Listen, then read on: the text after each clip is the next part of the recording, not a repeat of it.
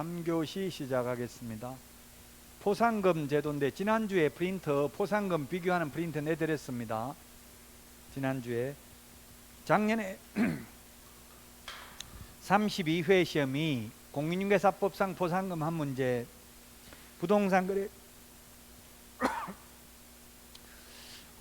신고 등에 관한 법률 포상금 한 문제에서 두 문제가 출제됐습니다. 포상금 지급 대상이 공인중개사법에는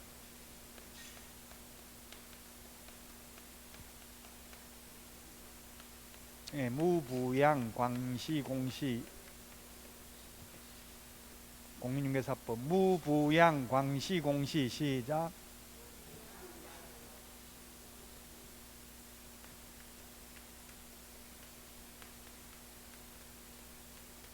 부동산 거래 신고 등에 관한 법률에서는 거짓 해임을 허가했다. 거짓으로 해임하도록 허가했다. 거짓으로 부동산 거래 신고한 경우, 그 다음에 계약 체결하지 않았음에도 여기 있는 거 그대로의 거짓 해임, 노란 걸로 적어놨죠. 거짓 해임, 거짓 신고, 거짓으로 아예 계약 체결하지도 않았는데 거짓으로 부동산 거래 신고를 한 경우, 그 다음에 해제되지도 않았는데 거짓으로 해제 신고를 한 경우, 임대차 신고 거짓으로 한 경우, 허가받지 않거나 부정한 방법으로 허가받은 경우, 허가받은 목적으로 사용하지 않는 경우, 거짓 해임 허가 시작. 사실 이런 거는 단순히 암기해야 될 내용이죠. 이건 논리적으로 왜 이거는 포상금 지급 대상이냐, 규칙을 그렇게 정했기 때문에 그대로 기억하는 수밖에 없어요. 무부양, 광시, 공시 시작. 지난주에 했던 거 무등록, 부정한 방법으로 등록, 양도되어 개업공개사가 아닌 자가 광고를 한 경우, 그 다음에 개업공개사 등이 시세에 부당한 영향을 미칠 목적으로 거짓으로 계약 성립된 것처럼 꾸미는 행위, 단체 구성원 이외의자와 공동중개 제한, 누구든지 시세에 부당한 영향을 미치는 행위를 한 경우입니다. 그 지난주 내드린 프린트를 보면 두 개 비교할 수 있을 거예요. 공인중개사법하고 같이 되어 있잖아요. 자, 포상금 지급 기준인데 1, 2, 3, 4는 신고 간청이 적발하기 전에 신고를 하고 이를 입증할 수 있는 증거자료를 제출해야 되고, 그 신고 사건에 대해서 과태료가 부과되어야 합니다. 자, 1, 2, 3, 4가 뭐냐면 1, 2, 3, 4 이 4개잖아요. 4개 다 과태료 대상이죠.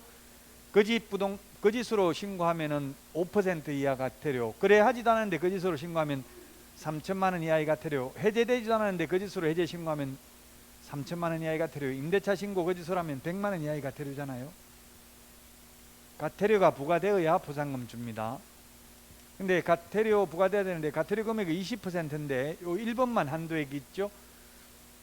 자, 그 다음에 5번 신고 또는 고발 사건에 대해서 검사가 공소제기 또는 기소유예 결정을 해야 된다. 5번이 뭐냐면 허가받지 않거나 부정한 방법으로 허가받은 경우는 2년 이하의 징역이나 100분의 30에 상당하는 금액 이하의 벌금이잖아요. 그래서 이거는 검사가 공소제기하거나 또는 기소유예 결정이 있어야 포상금 받을 수 있고요.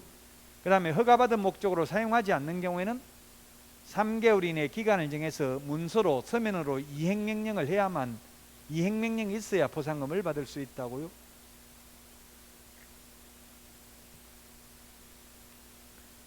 자, 근데 포상금 지급하지 않는 것은 공무원이 직무와 관련하여 발견한 사실을 신고하거나 고발한 경우, 당연하죠. 공무원이 월급 받으면서 찾아다니면서 신고하면 안 되겠죠. 그 다음에 위반한 사람이 자기가 잘못해놓고 자기가 신고해놓고 포상금 달라, 말이 안 되죠.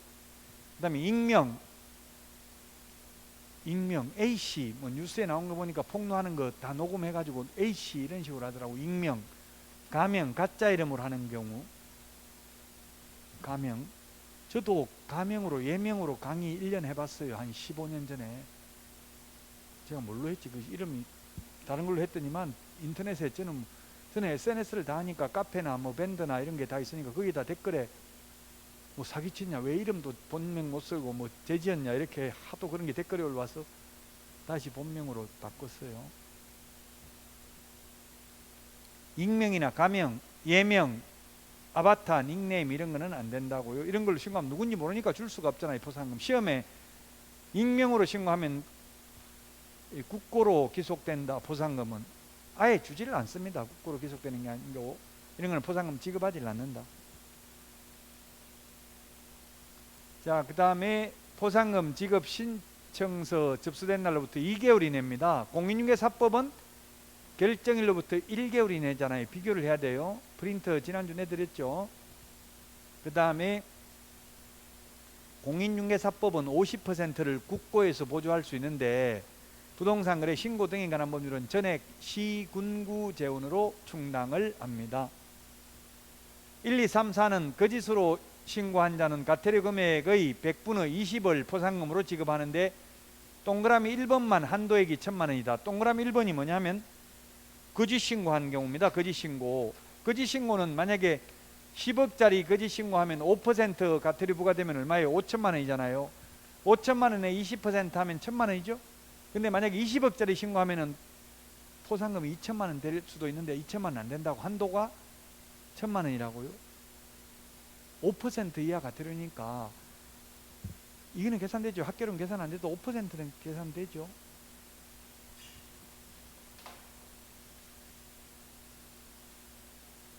도저히 안 되는 부분은 포기를 해야 돼. 빨리. 자꾸 스트레스만 받고 그게 더 에너지만 낭비할 필요는 없어요. 제가 볼 때는 전혀 수학적 기초가 없어서 지금 계산하는 게 안 되는 분은 1년 동안 수학적 기초 해가지고 계산 못합니다. 그 포기해도 예를 들면 학개론 같은 거 계산 문제 포기해도 학교 가는데 아무 지장 없어요. 60점 맞는 데는 60점만 받으면 되지 100점 받아야 되는 게 아니잖아요. 모든 과목은 다 도저히 안 되는 부분이 있어요. 다 아킬레스건이 있습니다. 누구든지 한 과목은 어려운 과목이 있어요. 6과목 중에서. 요즘은 2차 과목에서는 세법, 공시세법이 오히려 어렵게 나오는 경향이 있어요. 공인중개사법은 아무리 어렵게 나와도 제 강의 들으면 80점은 받을 수 있습니다. 제 이름으로 검색하면 그 댓글 같은 거 많이 있어요. 제 강의 스타일이나 이런 게 다 있는데 처음에는 뭐 무슨 말인지 모르겠다. 처음부터 다 알면은 들을 필요도 없죠. 처음에 그 고통을 참고 있어야지. 처음부터 무슨 말인지 하나도 모르겠다. 이렇게 한 개 몰라도 하나도 모르겠다. 뭐 이런 식으로 이야기를 하셔요. 보통 공부하시는 분들은. 근데 모르는 것 같지만 가슴 속에 계속 축적되고 있고요. 시험 볼 때는 다 나타납니다. 너무 공인중개사법 요거는 걱정하지 마시라고요. 지금은 몰라도 일단 1, 2차 같이 한다면 민법이 가장 시간이 많이 걸려요. 민법을 한 70% 정도 하려 하고 그 다음에 좀 시간 남으면 학개론 이런 거 하고 2차 과목의 특징이 휘발성이 강하다고. 이거 금방 이거 뭐 특별히 2개월이 1개월 왜 1개월이냐 2개월이냐 이건 논리적으로 따질 필요 없죠. 그냥 2개월로 사실은 암기해야 된다고. 근데 암기해도 이게 시험 볼 때까지 안 가잖아요. 금방 돌았으면 또 잊어먹는다고. 그러니까 그냥 슬퍼하거나 노여하지 마시고 계속 수업만 듣고 있으면 된다고요. 전부 이런 건 사실 암기하는 거잖아요. 왜 시군구 재원이냐 규칙을 그렇게 정한 거잖아요. 이거는 시군구 재원. 공인중개사법은 50%를 국고에서 보조할 수 있습니다. 자, 그 다음에 5번 6번 부정한 방법을 허가받은 자는 그 다음에 허가받은 목적으로 사용하지 않는 경우는 50만 원입니다. 보상금. 과태료 부과되는 거 이거 거짓 해임 요거는 과태료 부과되니까 과태료 금액의 20%고요. 이거는 허가받지 않는 경우 2년 이하의 지정이나 100분의 30 허가받은 목적으로 사용 안 하면 이행강제금 10% 부과하거든요. 10% 범위 내에서. 요거는 50만 원이라고요. 보상금 50만 원 두 개는. 그 다음에 2명 이상이 공동으로 신고하면 균등하게 배분하고요. 배분 방법에 관하여 합의를 해오면 합의된 방법에 따라 지급합니다. 그 다음에 2명 이상이 각각 신고한 경우에는 최초로 신고 고발한 자에게만 지급합니다. 공인중개사법에서는 이 표현을 2명 이상이 각각이라고 안 돼 있고 공인중개사법에서는 2건 이상이 접수된 경우 이렇게 되어 있는데 같은 의미입니다. 2명 이상이 각각 신고했기 때문에 여러 건수가 접수된 거잖아요. 한 달 전에 신청하고 또 한 달 후에 신청하고 이러면 국가에서는 돈 나간다고 했으면 50만 원이면 최고 한도가 50만 원이에요. 여러 명이 오면 50만 원 가지고 나눠주고 그리고 한 달 전에 신청해서 50만 원 받아갔으면 끝입니다. 한 달 후에 또 신청한 사람은 두 번째 뒤에 한 사람은 못 받습니다. 한 푼도. 자, 전자문서 불가능인데요. 공인중개사법의 이 두 가지 고용관계 종료신고, 요건 논리적으로 보면 이해가 안 되는 부분입니다. 고용관계 종료신고는 요거는 그냥 암기를 해야 되고 시험에 잘 안 나옵니다. 고용관계 종료신고는. 자, 근데 휴업폐업은 왜 전자문서가 안 되냐면 휴업폐업은 등록증 원본을 반납하러 가야 됩니다. 그래서 방문신고만 가능합니다. 그리고 제가 아까 단독으로 하는 경우는 거짓말 했을 수도 있기 때문에, 속일 수도 있기 때문에 담당 공무원이 확인해야 되므로 한 명이 신고를 거부해서 상대방이 단독으로 해제 신고, 부동산 거래 신고한 경우에는 사유서 증빙자료 제출하러 가야 됩니다. 그래서 전자문서 인터넷으로 안 되고요. 아까 휴대전화번호나 전화번호, 주소, 정정 신청은 단독으로 가능하기 때문에 전자문서 안 된다고 했고요. 면적 변경 없이 가격 변경을 한 경우에도 계약서 사본 등을 제출하러 가야 됩니다. 그 다음에 공급가액, 옵션 비용 변경 신고도 단독으로 가능합니다. 우리 프린터 15번 변경 신고에 보면 적혀져 있습니다. 그래서 전자문서가 안 된다. 이런 거는.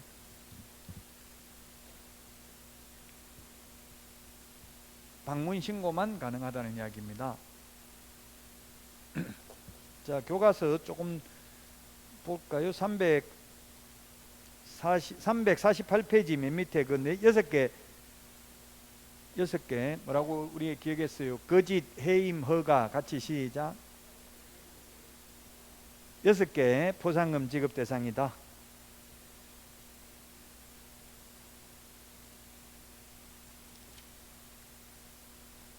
자, 그 다음에 350페이지 양가로 3번 2개월 동그라미 해놓으시고 2개월. 우리 프린터 38번에 2개월 있죠? 38번에 몇 번에 있어요? 38번에 3번에 있죠? 38번에 3번. 우리 프린터 2장 여기에서 80점 받을 수 있다고요. 이 2개에서.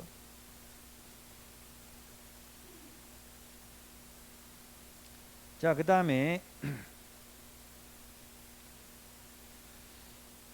거기 양가로 5번, 양가로 5번에 동그라미 1번 2명 이상이 공동신고하면 근분, 동그라미 2번 2명 이상이 각각 신고하면 최초로 신고한 자에게만 지급합니다.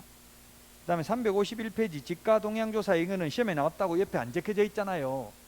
그 시험에 안 나온 거에 너무 신경 쓰지 마시라고. 352페이지도 시험에 거의 안 나오고요. 그 다음에 356도 시험에 나온 적 없어요. 358, 359에 전자적 처리가 불가능한 경우, 이게 9번까지 적어놨는데 여기 적어놓은 거 전자적 처리가 불가능한 게 아니라 이게 359는 전자적 처리가 가능한 걸 적어놨어요. 가능한 걸. 저는 지금 불가능한 걸 적어놨잖아요. 이게. 자, 가능한 건데 그 동그라미 2번에 보니까 맨 뒤에 가로 안에 단독 정정 신청은 제외한다, 이 말은 여기 적어놨잖아요. 단독으로 정정, 이게 단독으로 가능한 거거든요. 이거는 단독으로 가능한 거는 전자문서가 안 된다는 이야기입니다. 동그라미 2번. 그 다음에 동그라미 3번 가로 안에 면적 변경 없는 거래 가격 변경 신고는 제외, 이 말은 이건 전자문서가 안 된다는 이야기입니다. 전자문서가 안 된다. 우리 지금 책에는 이게 정확하게 다 나와 있지 않는데 제가 전체적인 걸 다 해가지고 적어 놓은 거예요. 이거는 전자문서 안 돼요. 단독으로 하는 거는 원칙적으로 전자문서 안 된다고요. 인터넷으로 하는 거는. 이렇게 제가 칠판에 적은 거는 시험에 전자문서 불가능한 게 시험에 나올 수 있다는 이야기입니다. 고유식별정보 359페이지 맨 밑에 시험에 안 나옵니다. 이런 거는 개인정보보호법 때문에 그냥 명문 규정만 신설됐고요. 자, 여기까지 해서 이제 부동산 거래 신고 등에 관한 법률을 다 했고요.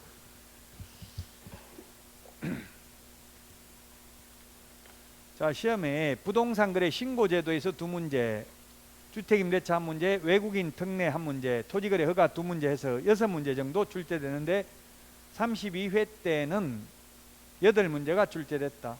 부동산 거래 신고는 계약일로부터 30일 이내. 거래 당사자 직거래인 경우 거래 당사자가 공동으로 신고해야 된다. 그렇다고 제출을 공동으로 해야 된다는 뜻은 아니다. 계약 일방 당사자가 국가 등인 경우는 국가 등이 신고해야 된다. 다만 중개거래인 경우는 반드시 개업공개사가 신고해야 된다. 국가 등이 일방 당사자라도. 그 다음에 해제 신고도 역시 마찬가지로 해제 등이 확정된 날로부터 30일 이내 신고해야 된다. 해제 신고는 거래 당사자에게만 신고 의무가 있다. 국가 등도 신고할 수 있고 개업공개사도 해제 신고할 수 있는 거지 하여야 하는 건 아니다. 부동산 거래 신고는 반드시 해야 된다고 했습니다. 중개거래면 개업공개사가.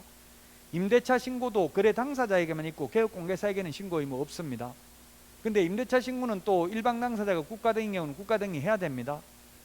보증금 6천만 원 초과하거나 월차임 30만 원 초과하는 임대차인 경우, 그리고 경기도나 광역시를 제외한 군지역은 신고 대상이 아니다.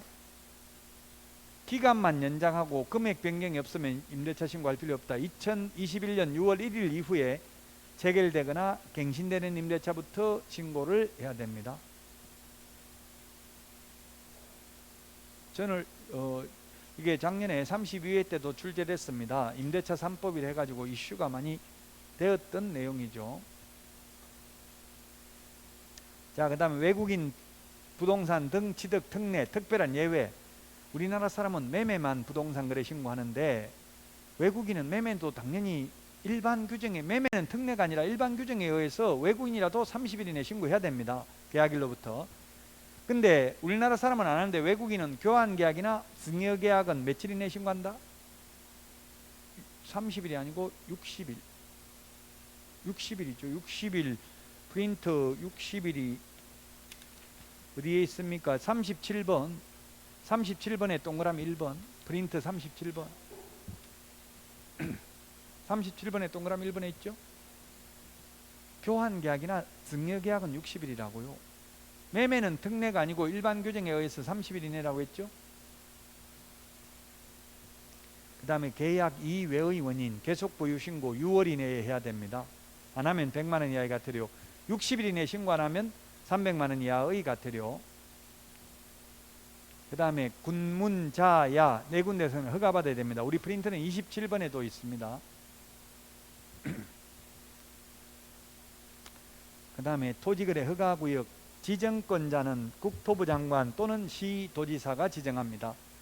허가권자는 시장, 군수, 구청장입니다. 투기가 성행하거나 성행할 우려가 있는 지역 토지에 대해서 5년 범위 내에서 허가구역으로 지정합니다. 재지정할 때는 지자체장의 의견 청취를 해야 됩니다. 처음 지정했을 때는 5일 후에 효력이 발생하고 재지정은 즉시 효력이 발생합니다. 소유권, 지상권에 관한 유상 계약이나 예약의 경우 허가받고 일정한 기준 면적을 초과하는 경우 허가받습니다. 프린터 32번에 6번, 주거 18, 주거 180, 상노미, 상업 200, 공업 660, 녹차 T100, 미식축구, 미지정 90제곱미터 초과하는 경우 허가받습니다. 기농한 임백천, 기타 250, 농지 500, 임야 1000제곱미터 초과하는 경우 허가받습니다. 허가받으면 허가받은 목적으로 사용해야 되는 의무기간이 있습니다. 프린트 32번에 6번에 보면 주거, 임업, 농업, 축산업, 대체토지 취득, 공리시설, 편익시설 2년, 사업용 토지 4년, 현상보존 5년입니다. 선매가격은 감정가격, 불허가 처분을 받아서 매수 청구할 때 매수가격은 공시지가를 기준으로 매수하게 할 수 있습니다. 그 다음에 포상금, 공인중개사법상 포상금, 부동산 거래 신고 등에 관한 법률 포상금 비교를 해야만 되겠습니다. 최소한 6문제 이상 나오고요. 32회 때 8문제 출제됐다. 여기에서 모든 수험생들이 가장 어려워하는 파트입니다. 이 파트가 공법, 토지거래 허가제는 완전 공법이잖아요. 공부하는 요령이 옛날 공법이었습니다. 2017년까지 옛날 국토의 계획 및 이용에 관한 법률에서 여기 2문제 나왔어요. 토지거래 허가제가. 지금은 국토의 계획 및 이용에 관한 법률이 요거 빼고도 12문제 나오죠. 옛날에 이거 포함해서 12문제 나왔다고요. 자, 다음 주에 할 내용이 이제 중개 실무입니다. 실무. 이게 실무라는 거는 사실 어떻게 보면 규정이 없어요. 실무는 모든 게 다 실무될 수 있잖아요. 전 과목이 다 실무될 수 있죠. 그래서 여기까지 질문 앞에까지가 오늘 한 내용까지가 35문제가 시험에 나옵니다. 거의 뭐 35문제니까 거의 85% 이상이, 원래는 70%가 법령에서 나오고 30%가 실무에서 출제된다, 내외로 출제된다 이렇게 되어 있는데, 최근 5년간 기출문제를 보면 거의 85% 이상이 법령에서 나왔다. 그래서 아무리 어렵게 내도 실무를 어렵게 내버리면 이거는 뭐 듣도 보도 못한 걸 내버리면 어렵죠. 근데 실무가 많이 안 나오니까 다행스럽게도 그렇게 문제가 어렵지는 않다. 실무 중에서는 조사, 확인 설명하는 게 가장 중요합니다. 주택임대차보호법, 상가금융임대차보호법도 따지고 보면 확인하기 위해서 대항력이 있는지 확인하는 게 중요하잖아요. 확인하고 설명하는 거. 조사, 확인하고 설명해야 되지, 들은 거 전달하는 거는 확인 설명이 아니에요. 융자 다 갖고 100만 원 남았다 1억 받아가지고, 그래서 세입자한테 융자 1억 돼 있기는 돼 있는데 다 갖고 지금 100만 원밖에 안 남았답니다. 그건 확인 설명이 아니고 전달하는 거예요. 그 100만 원 남은 게 의미가 없어요. 건저당이 설정돼 있으면 또 대출 받아버리면 되잖아요. 그래서 건저당이 설정돼 있기 때문에 지금 현재 피담보 채무액에는 의미가 없어요. 채권 최고 금액이 중요하지. 자, 다음 주에 그래서 이제 실무 부분을 할 겁니다. 자, 그러면 오늘 내드린 문제 풀어보도록 하겠습니다. 아까 이야기했어요. 토지거래 허가구역은 왜 지정하는 거예요? 지금 토지에 대한 투기가 성행하거나 성행할 우려가 있어도 지정할 수 있습니다. 우려, 미래에 3기 신도시 예정지역 지정해버렸잖아요. 우려가 있는 경우도 지정할 수 있고요. 행위제한이 강화됩니까? 완화되는 지역이라고 했습니까? 행위제한 강화되면 집 못 땅값은 어떻게 결정되냐면, 땅값은 집을 지을 수 있는 땅이냐 없느냐에 따라서 땅값이 결정돼요. 설악산 꼭대기에 집 지을 수 있어요, 없어요? 뭐 대피소는 지어놨죠. 중청대피소, 꼭대기는 아니지만 중청대피소, 소청대피소. 우리나라에서 제가 산을 100대 명산 중에서 한 80군데 넘게 갔는데, 백두산, 한라산, 지리산, 덕유산 뭐 이게 다 가봤는데, 소백산, 태백산, 어디가 가장 힘들까요? 우리나라 산 중에서는? 예? 제가 볼 때는 한라산입니다. 저는 개인적으로 생각할 때는. 뭐 백두산도 그렇게 힘들지 않더라고요. 백두산도 제가 2번이나 갔었는데, 왜냐면 한라산은 하루 만에 갔다 와야 돼. 며칠 전에 그 전현무 뭐지 그 나는 거기 보니까 새벽에 갔다가 12시간 산에 있었다고 나오죠. 거긴 대피소에서 잘 수가 없어요, 한라산은. 근데 설악산은 중청대피소 이런 데 잘 수 있잖아요. 안 되면 급하면 소청대피소 이런 데 잘 수 있죠. 또 봉정암에도 그 돈 받고 10,000원인가 얼마 돈 내면 자더라고요. 지리산도 대피소가 있으니까 잘 수는 있어요. 그래서 다 잘 수 있는데 한라산만 유일하게 못 자고 하루 만에 내려와야 돼, 무조건.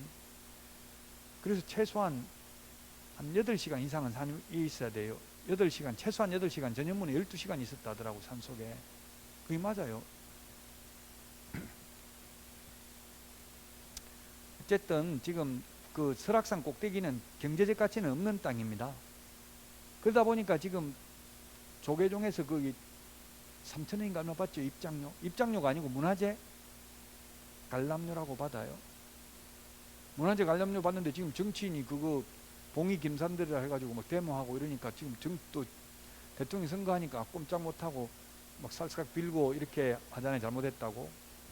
제가 봐도 그 사실 받는 거 좀, 문화재 뭐 안 보고 나는 산에만 간다고 하는데 또 받더라고요.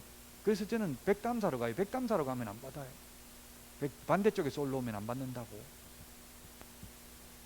다 마찬가지. 원주 여기 치악산도 이거 한쪽에 어디 반대로 가면 안 받고 한쪽에는 받고 그러더라고요. 그 안내도 저쪽으로 어딘지 모르는데 저 치악산도 가봤어요. 그렇게 힘들지는 않겠던데, 그럼 사람들은 치하고 갔다가 악하고 내려온다고는 하던데, 좀 문제가 있는 것 같아. 그런 말, 근데 바른 말 하지도 못하죠. 지금 종교의 힘이 너무 세기 때문에 우리나라. 근데 행위제한이 강화되니까 경제적 가치는 제로지만 그거 문화재 관람료 받는 돈이 꽤 괜찮겠죠. 거의 뭐 80%가 이게 조계종 땅이라더라고, 저기 설악산도. 강화되는 지역이 아니라 완화되는 지역이고요. 자, 그 다음에 2번, 개업공개사가 중개를 완성하여 계약서를 작성 교부한 경우에는 거래 당사자와 개업공개사가 공동으로 신고해야 되는 게 아니고 반드시 중개거래인 경우는 반드시 개업공개사가, 거래 당사자 직거래인 경우는 반드시 거래 당사자가 해야 되지 둘이 공동으로 하는 건 없어요. 만약 개업공개사가 여러 명이어서 공동중개를 했으면 그는 공동으로 하겠죠. 개업공개사가 여러 명이면 공동중개했으면.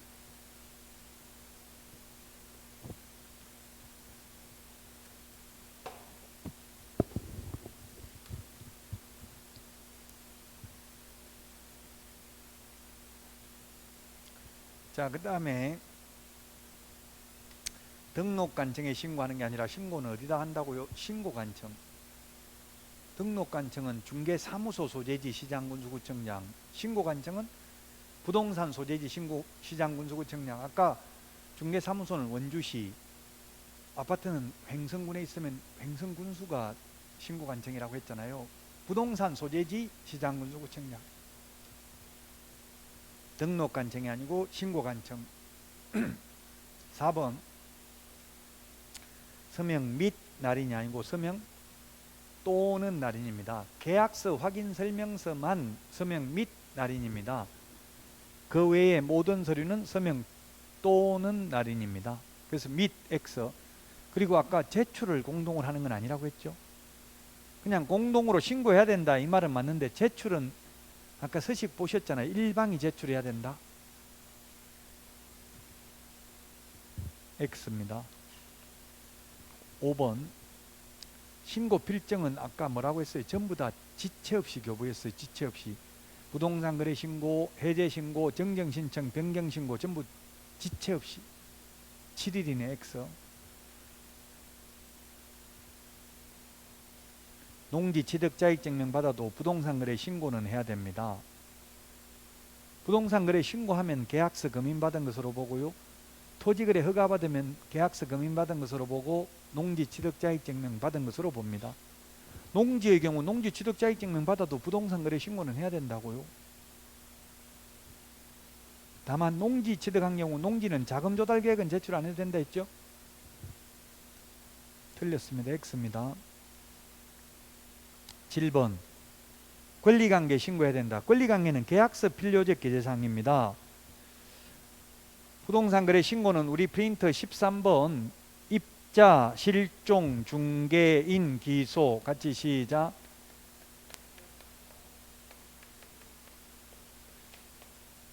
프린터 13번 입자, 실종, 중개인, 기소 시작.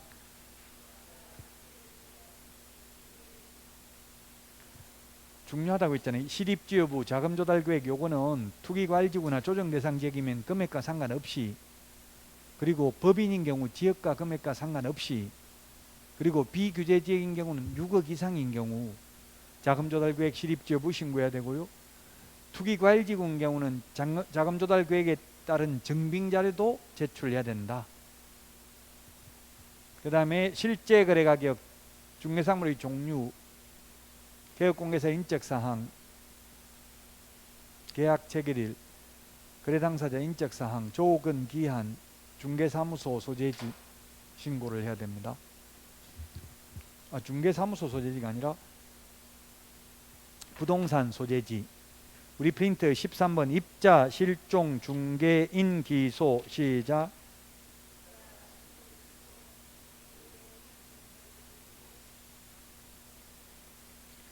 (13번) 입자, 실종, 중개인, 기소. 한 번 더 시작. 그 건재당 설정되어 있는 거 이런 거 부동산 거래 신고하라고 안 돼 있다고. 권리관계는 계약서에 적어야 되고 확인 설명할 때는 설명해야 되죠. 권리관계. 유치권이 있다 이거 설명은 해야 되는데 부동산 거래 신고할 때 유치권이 있다 이런 거 신고할 필요 없다고요. 7번 X. 8번 제가 아까 이게 축척 이거 오타나 가지고 다 복수 정답으로 인정됐다고 했죠? 축척 5만 분의 1 또는 2만 5천 분의 1의 지형도가 포함되어야 합니다. 공고하고 통지해야 되잖아요. 공고하고 나면 5일 후에 효력 발생한다고 했죠? 지형도라는 건 지적도하고 다른 게, 지적도는 편면도고 지형도는 등고선이 표시되어 있는 게 지형도죠. 또 공법에 보면 지형도면도 나오잖아요. 지형도에다가 도시계획 그 내용도 나오는 게 지형도면이잖아요. 공법 재밌어요. 공법도 해보면.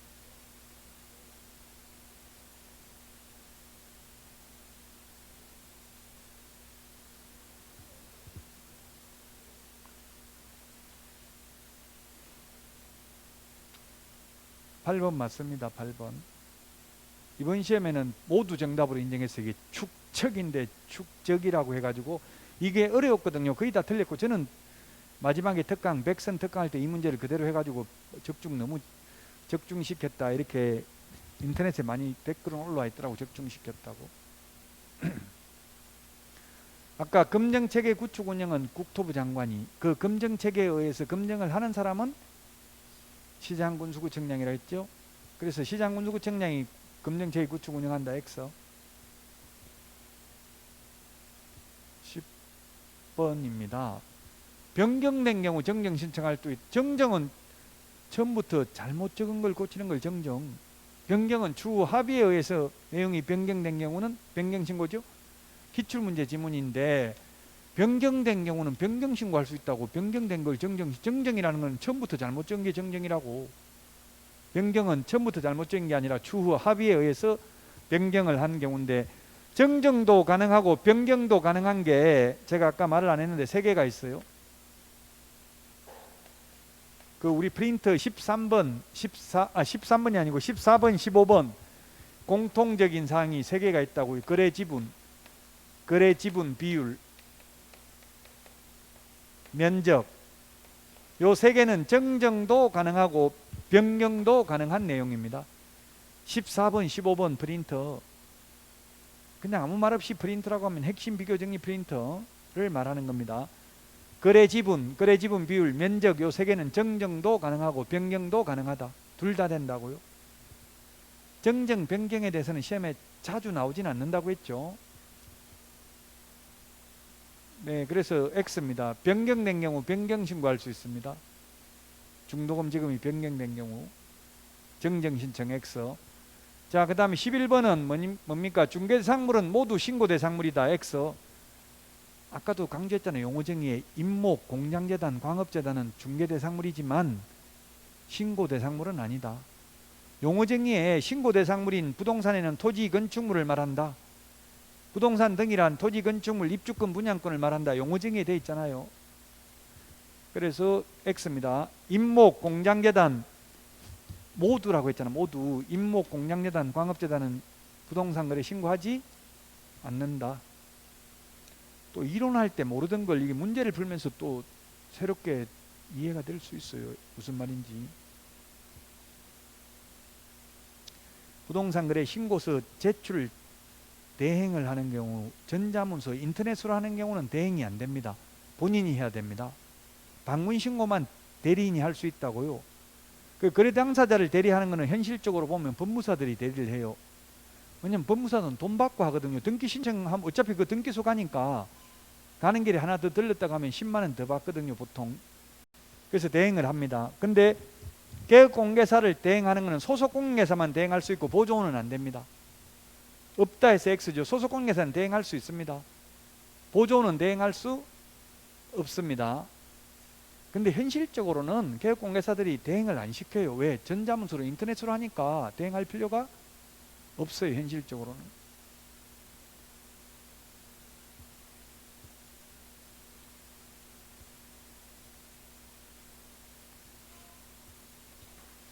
외국인이 매매계약을 체결하여 부동산 거래 신고를 한 때도 외국인 특례에 따라서, 이게 무슨 말이냐면 기출문제 이렇게 나왔거든요. 이게 그 기출문제 출제한 사람도 이걸 제대로 알고 출제했는지 저도 좀 의문스러워요. 이 말 뜻은 뭐냐면, 이거는 매매계약을 체결하면 무조건 30일 이내, 외국인이든 우리나라 사람이든 30일 이내 신고를 해야 되는 거예요. 30일 이내 신고를 했는데 또 외국인 특례에 따라서 60일 이내 한 번 더 신고할 필요 있다 없다? 없다는 이야기예요. 매매계약이면. 매매는 특례가 아니라 그냥 매매는 외국인이든 우리나라 사람이든 30일 이내, 그래서 매매계약을 체결해서 30일 이내 신고한 때에도 특례는 아까 60일 이내였잖아요. 60일 이내 또 해야 된다. X. 똑같은 시장군수구청장한테 똑같은 부동산 하나 가지고 두 번씩 갈 필요 없잖아요. 그 30일 이내 매매 계약을 체결해서 30일 이내 부동산 거래 신고했으면 외국인 특례에 따라 60일 이내 또 한 번 할 필요 없다는 뜻입니다. 기출문제 지문입니다. 계약 이외의 원인, 경매, 상속, 신축, 정축, 개축, 재축, 우리 프린터 27번 맨 밑에 보면 있죠. 이런 계약 이외의 원인인 경우 60일이 아니고 6개월 이내 신고해야 되죠. 교환계약이나 승여계약은 60일, 매매계약은 30일, 계약 이외의 원인이나 계속보유 신고는 6개월 이내. 6개월 이내 안 하면 100만 원 이하의 과태료, 60일 이내 안 하면 300만 원 이하의 과태료, 30일 이내 안 하면 500만 원 이하의 과태료. 다 달라요, 처벌 규정이. 왜 다르냐? 그건 암기해야 돼. 벌칙은 논리적으로 설명할 수가 없어요. 암기를 해야 돼요.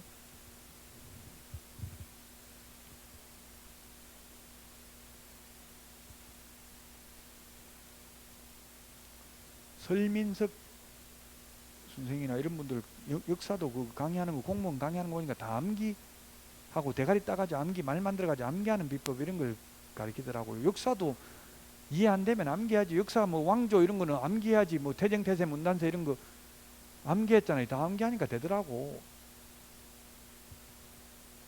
태정태세 문단세 암기를 해 뭔지도 모르고 암기했는데 지금 태종 드라마 보니까 좀 이제 이해가, 드라마는 길게 하니까 역사에 하면 한 시간 만에 막 조선시대 다 끝내버리지만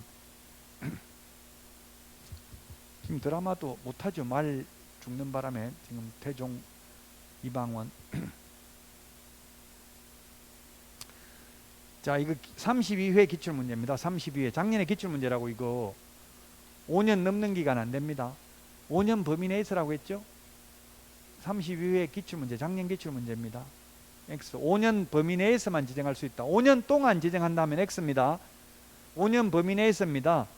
판교 같은 데가 3년 지정됐다가 재지정됐어요. 처음부터 5년 지정한 게 아니고 5년 동안이 아니라 5년 범위 내에서 X.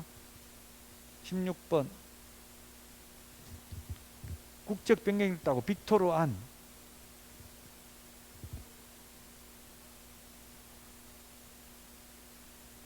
공법에요? 공법에는 없는데 이게. 토지거래 허가구역은 공법에서는 없어졌어요. 그건 다 뭐 아마 다른 걸 거예요. 공법에 3+2가 아니고 그거는 뭔지 모르겠는데 토지거래 허가는 옛날에 공법에 있다가 지금은 부동산거래 신고 등에 관한 법률로 넘어왔어요. 5년이라는 말 어디서 우리 프린터 거기 이 프린터에 없는 게 없다니까. 이게 이것만 해도 80점, 두 장만 하면 80점 받는다고요. 이게 마법의 프린터, 수험생들이 인터넷에 한번 검색해봐요. 네이버에 제 이름 이런 거 마법의 프린터 이런 거 많이 나와 있다니까. 진짜로 한번 인터넷에 검색해봐요. 여러분들은 잘 몰라요. 근데 이제 합격해 보신 분들이 알지. 이게 얼마나 중요하고 좋은 자료인지를 잘 모르실 수 있어요. 아직은. 41번에 7번에 있네. 41번에 동그라미 7번 밑줄 치놓으세요. 5년 범위 내에서죠. 41번에 7번 5년 내라고 돼 있잖아. 5년 동안이 아니고. 그 보통 보니까 실제 지정한 걸 보니까 처음부터 5년 지정하는 데는 거의 없더라고요. 왜 그렇게 했어요? 그 5년 지정당하는 지역에 있는 사람들은 좋아요 안 좋아요? 그거 지정하면 별로? 땅값이 안 올라가니까. 안 올라가면 지금 집값 많이 올라갔다고 정부의 불만이지만 내려가면 더 불만이에요 또.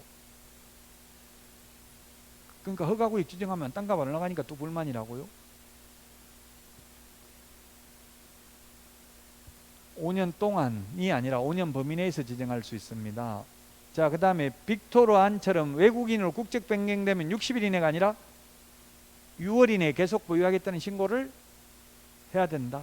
안 하면 100만 원 이하의 과태료. 60일이 아니고 6개월. 이게 또 이 프린트 없을 것 같아요. 이게 두 장에 다 있어요. 42번에 5번, 6번, 7번 있네요. 5번, 6번, 7번, 42번에 프린트 42번에 5번, 6번, 7번 밑줄 치나요? 있죠?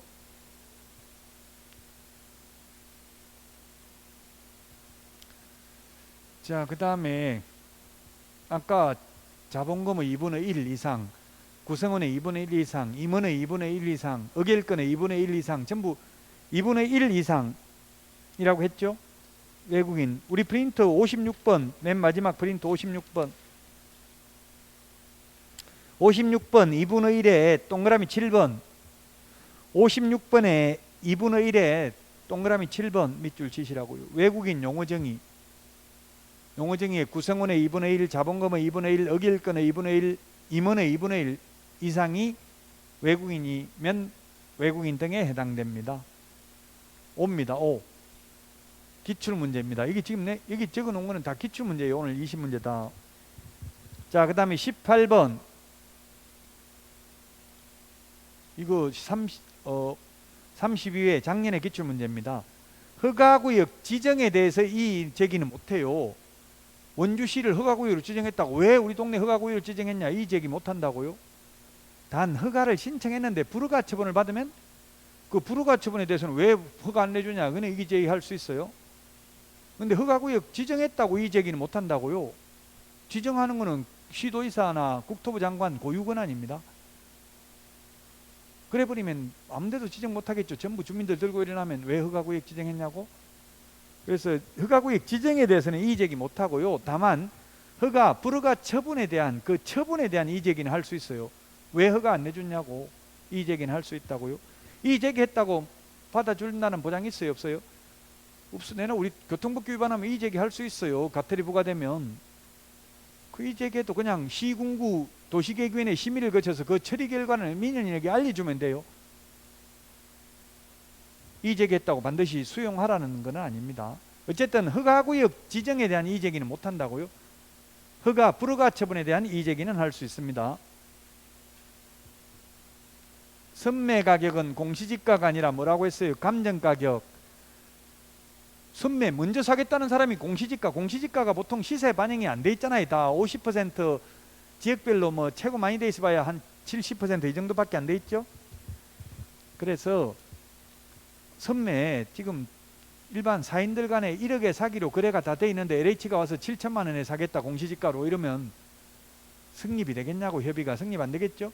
그래서 감정가격이라는 건 시세입니다. 감정평가사가 평가한 금액이니까.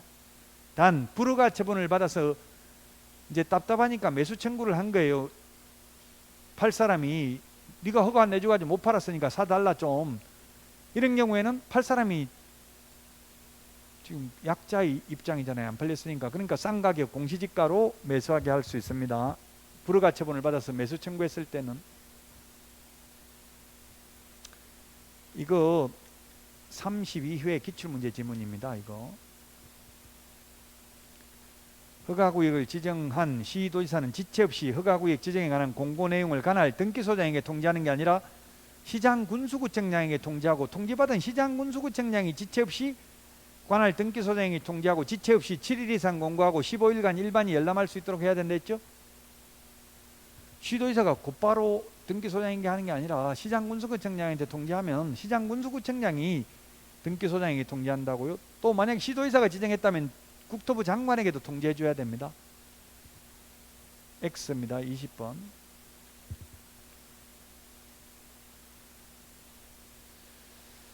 수고하셨습니다. 이게 자신은 할 수 없다고 생각하고 있는 동안 사실은 그것을 하기 싫다고 다짐하고 있는 것이다. 그러므로 그것은 실행되지 않는다. 자꾸 할 수 없다, 하나도 모르겠다, 제발 그런 말 좀 하지 말라고요. 하나도 안 하겠다, 무슨 말인지 들어도 하나도 모르겠다. 또 이거 하나도 안 보여요. 지금 글자 보이죠? 예. 이제 여러분 새해에 꼭 합격해야겠다는 다짐 하시고요. 그 다짐 꼭 이루어지기를 기원하면서 강의 마치도록 하겠습니다. 수고하셨습니다.